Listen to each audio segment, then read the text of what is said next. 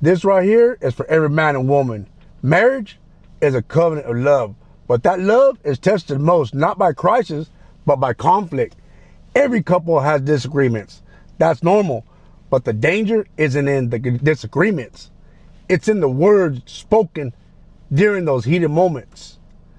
Because there are certain things you can say when you're mad that you'll wish you could take back. And sometimes, even if forgiveness comes, the echo of those words lingers. They don't just hurt in the moment, they get replayed, they sink in deep, they leave scars. Some words, once spoken, damage the trust and safety that marriage is supposed to protect. Let's name them, not to shame, but to bring awareness and call us all to be better and do better. I never loved you. This statement is devastating.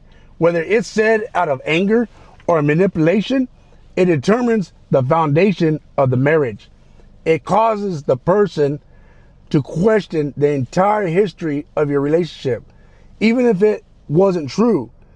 Saying it once creates a doubt that can last for years.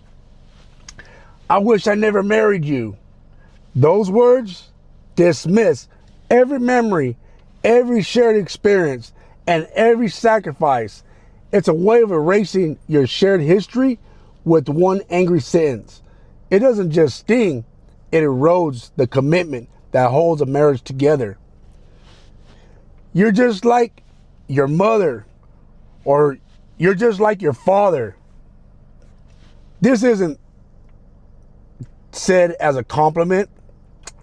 It's used to attack, to jab where it hurts, especially if there's pain tied to the family relationship. Instead of dealing with the issue, this turns a fight into a generational insult. You're a burden to me. That phrase makes someone feel unwanted, unloved, and like their presence is a problem. It breaks their sense of worth. In marriage, we are called to carry one another, not make each other feel like a weight to bear. So, let me continue. I want a divorce. Threatening divorce during an argument, even if not meant seriously, introduces instability into the relationship.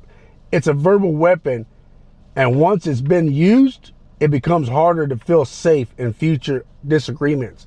Because the question always lingers, will they walk away next time? You're worthless. This is a verbal abuse.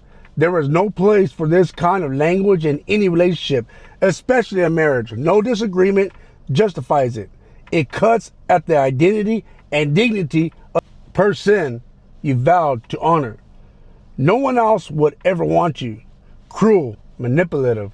It's an attempt to make the other person feel trapped, to kill their confidence and keep control. But marriage is built on love and mutual respect, not fear and domination. You're always a problem. This removes any sense of shared responsibility. It frames one spouse as an enemy instead of seeing each other as teammates, fighting together against the real problems. Healthy marriage asks, how can we grow? Not how can I win? I regret having kids with you. This doesn't just hurt your spouse. It creates emotional confusion around the children you both love. It implies that both of your life together, something sacred, is not a regret. That kind of statement hangs in the air long after the fight is over. You make me miserable. This places your emotional state entirely on the other person, which is unfair.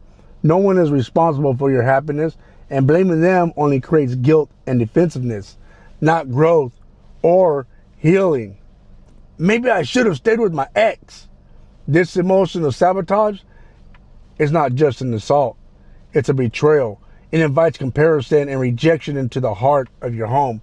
That kind of statement can deeply damage your spouse's sense of worth and security. These are the kinds of words that don't just come from anger. They come from a place that has stopped guarding the relationship. A marriage can survive conflict It can survive hard seasons, but it struggles to survive constant wounding words. Words are powerful. In marriage, they can either build a sanctuary or burn it down. You don't have to be perfect with your words, but you do need to be intentional. Guard your spouse's heart like it's sacred, because it is. Speak in anger as if you'll have to live with those words tomorrow, because you will. And if you said any of these things in your past, it's not too late to become a new chapter. Healing starts with humility, speaks louder than pride. Let's turn now to what healing words sound like. And these are some of them. Now imagine a husband or a wife standing face to face with their spouse, not in an argument, but in a moment of clarity, of love, of peace. And they speak these words, the kinds that build, not break. I know I've said things I regret, but right now I want to say things that are true, things that I hope you hold on to. I love you, not because you're perfect, but because you're mine. You're not a burden. You're a blessing in my life. I don't regret marrying you. I'm grateful I did. We've been through storms, yes, but I still choose you today, tomorrow, and every day after. So these are the kind of words. You're not the problem. We have challenges, but we're in this together. I'm on your side. You matter to me. Your feelings, your thoughts, your presence, they matter. I see how hard you try. Even though I don't say it enough, I see it. You are not unwanted. You are deeply loved. You are not alone. I'm with you. I'm for you. Our kids are a gift, and I'm thankful we get to raise them together. I don't want out. I want in. I want to keep learning how to love you better. Damn, I'm like a marriage counselor. Damn. I may not always get it right, but I promise I will fight for us. You're still the one I want, still the one I need, still the one I thank God for. Now, I feel I have the right to kind of tell you guys these things because me and my wife have been together for 26 years. So let's keep it going. These are the words that bring healing. They don't cost money. They don't require perfection, just humility, just heart, just presence. Every day we get to choose what kind of words we speak over our marriage. Damn, I'm good. We can speak like fire or like water, like destruction or like restoration, like anger or like love. Today, choose life. Choose words that build. Choose words that your spouse can hold on to when things get hard, because in the marriage, words don't just fill silence, they shape the future. Hit that like and subscribe button for your boy.